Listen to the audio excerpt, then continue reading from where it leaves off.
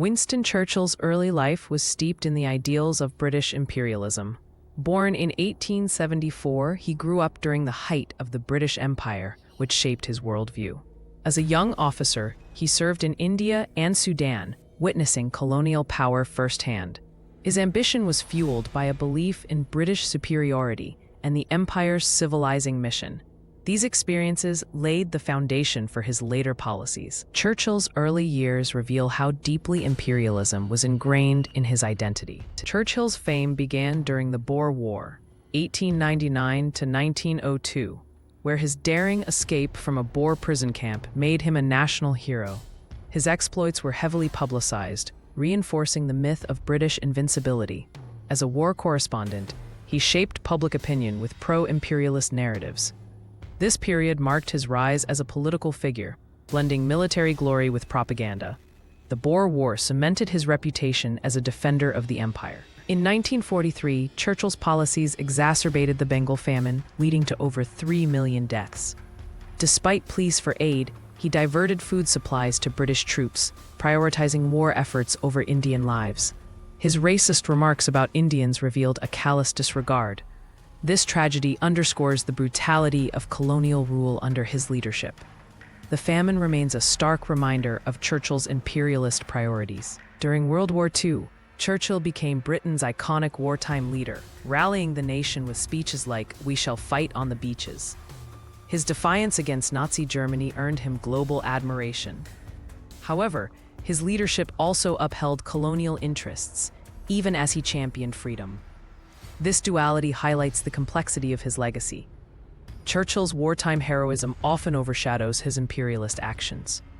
Churchill's private letters and speeches revealed deeply racist views.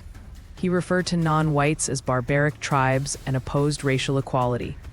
These beliefs influenced his policies from India to Africa. His public image as a defender of democracy contrasts sharply with these revelations. Churchill's racism was not an anomaly, but a reflection of imperialist ideology. Churchill supported brutal crackdowns on independence movements in Kenya and Malaya.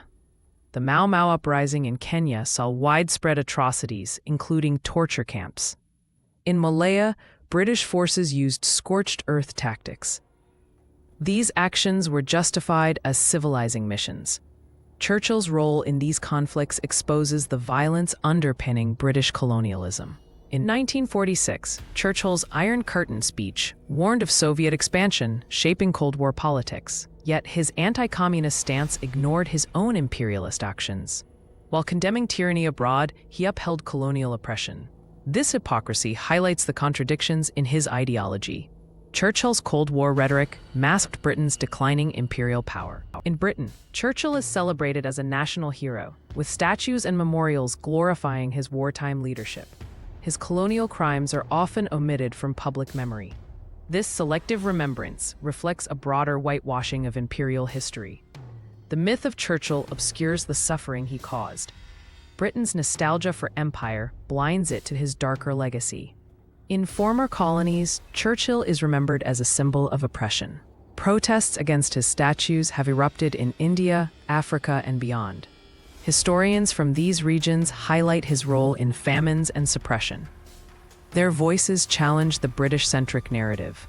Churchill's legacy is fiercely contested outside the West. Churchill's legacy is a paradox: a wartime hero and an imperialist oppressor. His leadership saved Britain, but perpetuated colonial violence.